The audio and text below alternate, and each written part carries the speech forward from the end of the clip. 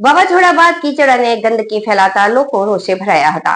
વારંવાર રજૂઆત કરવા છતાં ડ્રેનેજ લાઇન કામ પૂર્ણ થયા બાદ પણ રોડ ન બનતા મહિના બાદ ચોમાસું આવશે ત્યારે સ્થિતિ વધુ ખરાબ થવાની દહેશત તેમણે વ્યક્ત કરી હતી।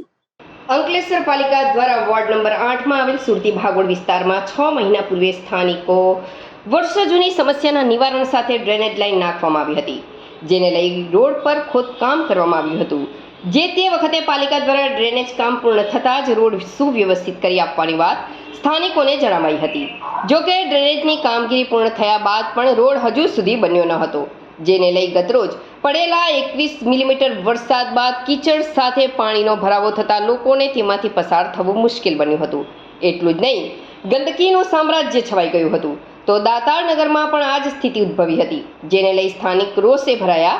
સ્થાનિક પાલિકા સભ્ય સ્થળ પર દોડી આવ્યા હતા અને નગરપાલિકા ઇજનેરને બોલાવી સ્થિતિ દર્શાવી હતી। આ અંગે સ્થાનિક મહિલાએ જણાવ્યું હતું કે 6 મહિનાથી આ સ્થિતિ છે। જે તે વખતે રોડ બનાવી આપવાનું કહ્યું હતું પણ હજુ સુધી બનાવી આપ્યું નથી અને આજે સ્થિતિ ખૂબ જ ખરાબ થઈ છે। પાલિકા દ્વારા કોઈ જ ઉત્તર આપી નથી રહ્યા। જો જલ્દીથી રોડની કામગીરી ન થાય તો ચોમાસામાં અમારે અહીં પસાર થવું પણ મુશ્કેલ બનશે। નામ બેન તમારું? રાધાબેન। શું થયું, શું સમસ્યા છે તમારી? ફળિયામાં સાહેબ આ બધું તોડવા આવેલા પછી એ લોકો અમને એવું બોલી ગયા કે આ બધું અમે અહીંયા ગાયથી અમારું કામ પતી જાય પછી અમે બધું રિપેર પાછા તમને કરી આપીશું। પછી હવે તો જોવા પણ નથી આવતા સાહેબ। તો કેટલા દિવસથી આ ખોદીને ગયા છે? આ 6 મહિના થયા સાહેબ।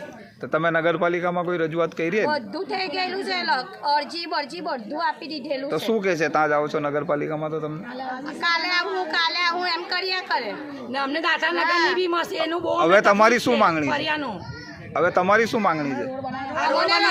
અમારો રસ્તો બની જાય ને અમને પાણી આ બધું હટી જાય એવું કરો। અમારે ચોખ્ખાઈ જોવે સાહેબ, અમને હવે ચોખ્ખાઈ જોવે।